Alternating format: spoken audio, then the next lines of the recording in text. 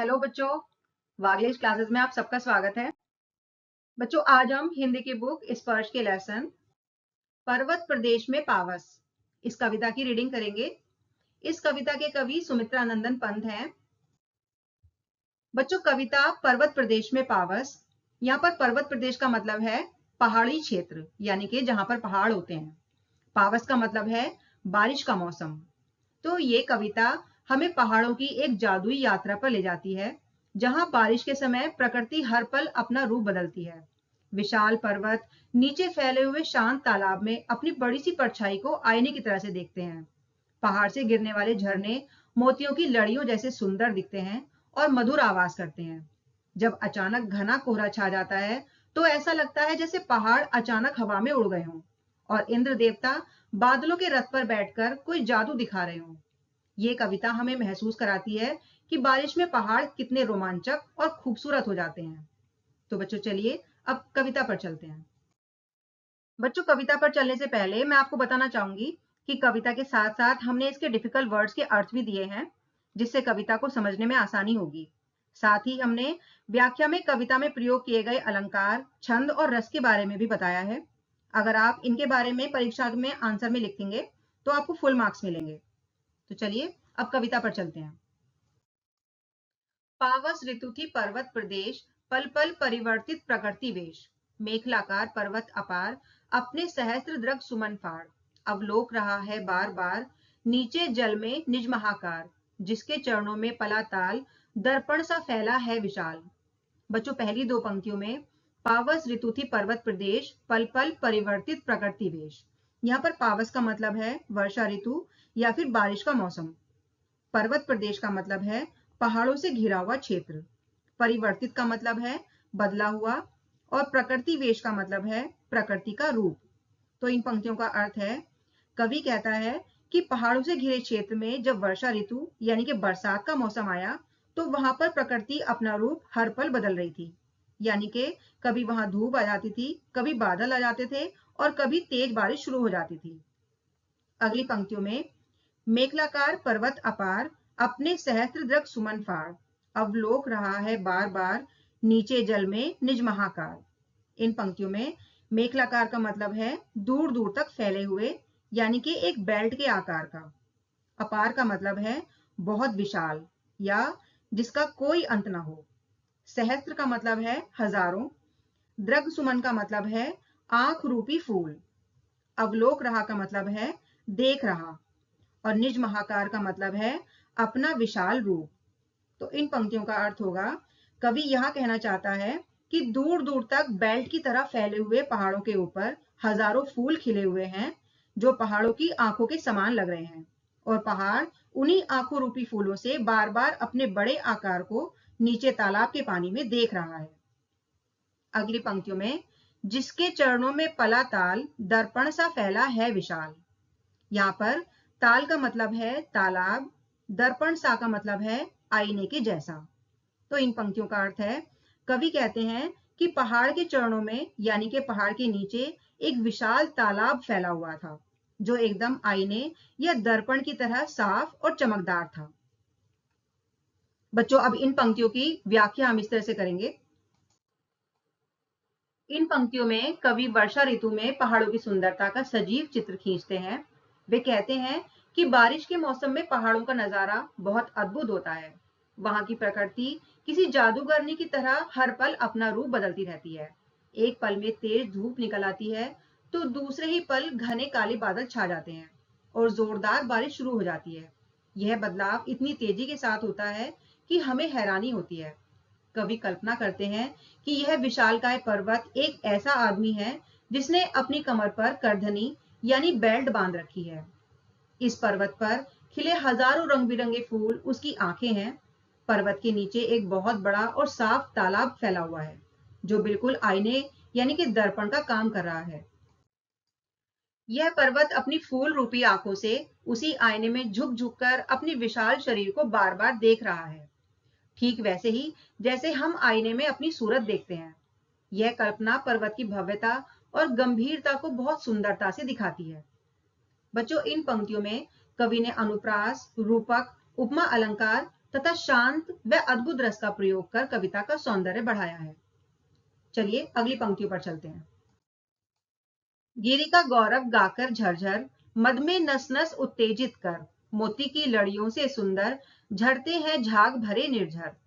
बच्चों पहली दो पंक्तियों में गिरि का गौरव गाकर झरझर, मद में नस नस उत्तेजित कर, यहाँ पर गिरि का मतलब है पहाड़ या पर्वत, गौरव का मतलब है महिमा या फिर प्रशंसा, झरझर का मतलब है झरने के गिरने से उत्पन्न होने वाली आवाज, मद का मतलब है खुशी या मस्ती, नस नस का मतलब है शरीर की हर नस या फिर रोम रोम, उत्तेजित कर का मतलब है जोश भरते हुए या फिर उत्साहित करते हुए।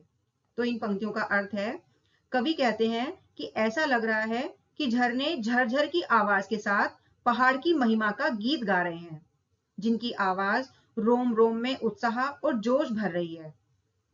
अगली पंक्तियों में मोती की लड़ियों से सुंदर, झरते हैं झाग भरे निर्झर, यहाँ पर मोती की लड़ियों का मतलब है मोती के हार या फिर मोती की माला के समान, निर्झर का मतलब है झरना। तो इन पंक्तियों का अर्थ है, कवि कहते हैं कि झाग से भरे हुए झरने गिर रहे हैं जो मोतियों की लड़ियों जैसे बहुत सुंदर दिखाई दे रहे हैं। बच्चों अब इन पंक्तियों की व्याख्या इस तरह से करेंगे। कवि इन पंक्तियों में झरनों की सुंदरता का वर्णन करते हैं। झरना जब पहाड़ से नीचे गिरता है तो उसकी लगातार आने वाली झरझर की आवाज ऐसी लगती है जैसे वह अपने पहाड़ की बड़ाई और महिमा का गीत गा रहा है, और इन झरनों की आवाज में इतना जोश है कि इसे सुनकर मनुष्य के रोम रोम यानी नस नस में उत्साह और प्रसन्नता भर जाती है। गिरते हुए पानी में जो सफेद झाग बनता है, वह झाग इतना सुंदर और चमकदार है कि कवि उसकी तुलना मोतियों की लड़ियों से करते हैं। बच्चों यहाँ पर कवि ने अनुप्रास, रूपक, उपमा अलंकार तथा शांत रस व अद्भुत रस और मुक्त छंद का प्रयोग कर कविता का सौंदर्य बढ़ाया है। चलिए अगली पंक्तियों पर चलते हैं। गिरिवर के उर से उठ उठकर, उच्चाकांक्षाओं से तरुवर, है झांक रहे नीरव नभ पर, अनिमेष अटल कुछ चिंता पर।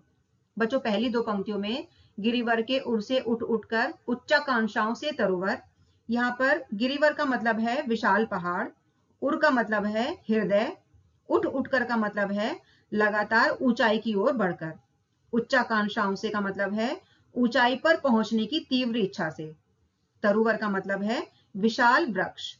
तो इन पंक्तियों का अर्थ है, कवि कहते हैं कि विशाल पहाड़ के हृदय यानी कि पहाड़ों के बीच से ऊंचे उठकर विशाल वृक्ष ऐसे दिखाई दे रहे हैं मानो वे ऊंचाई को छूने की इच्छा लिए हुए हों।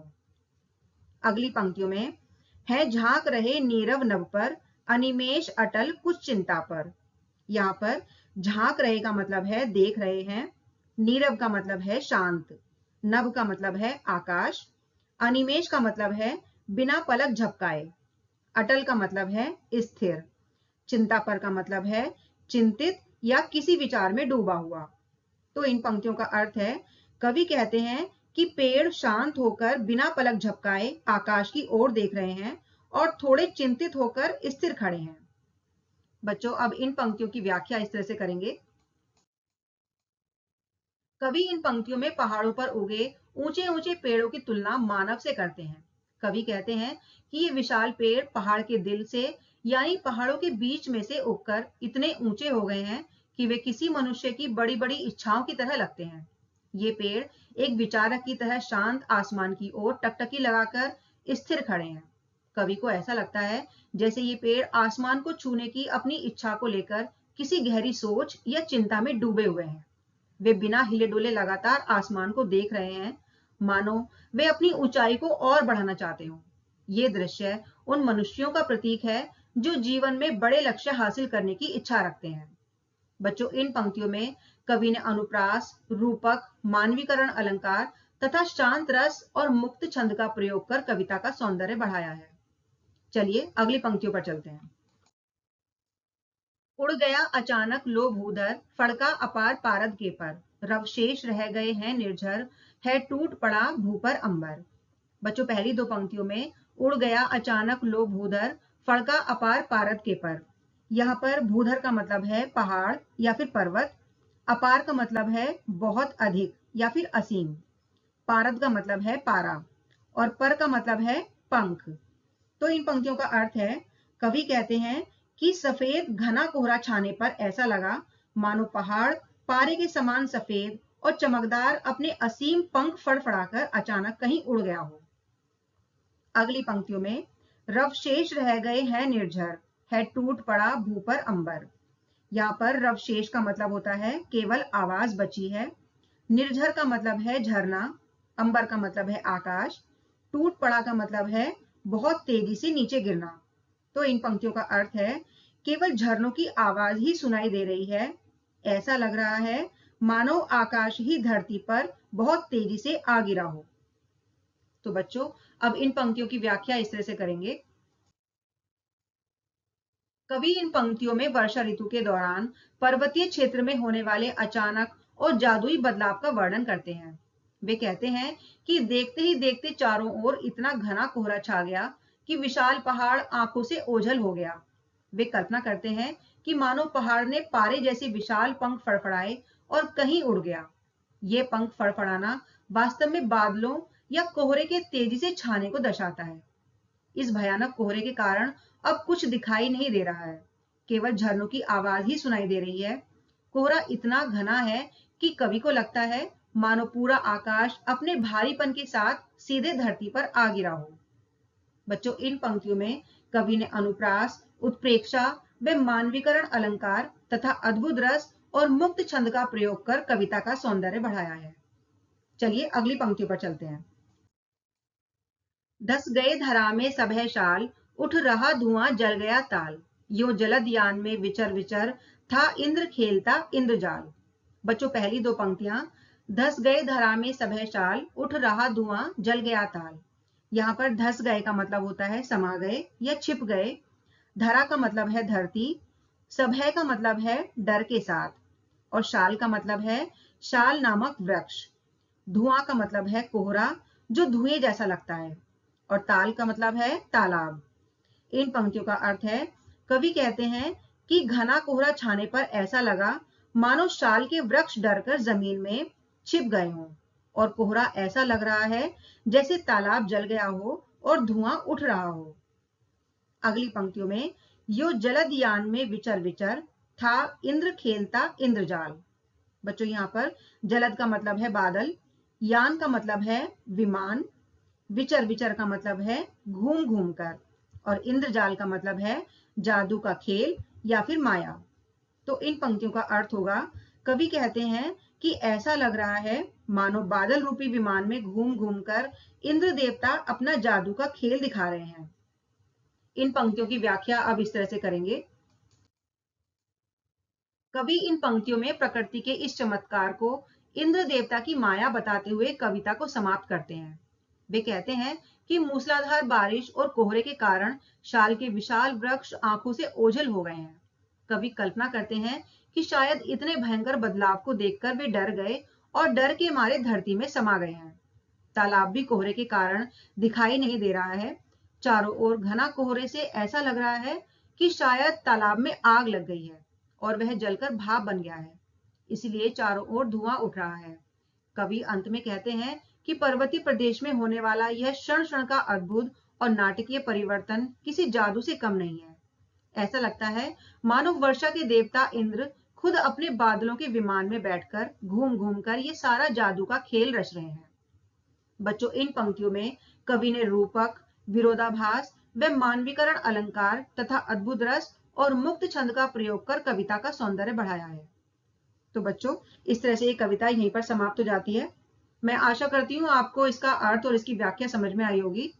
अगर आपको ये वीडियो पसंद आई है तो वीडियो को लाइक और शेयर करें, और चैनल को सब्सक्राइब करना बिल्कुल ना भूलें, जिससे आने वाली वीडियोस आप तक पहुंच सके। Thank you.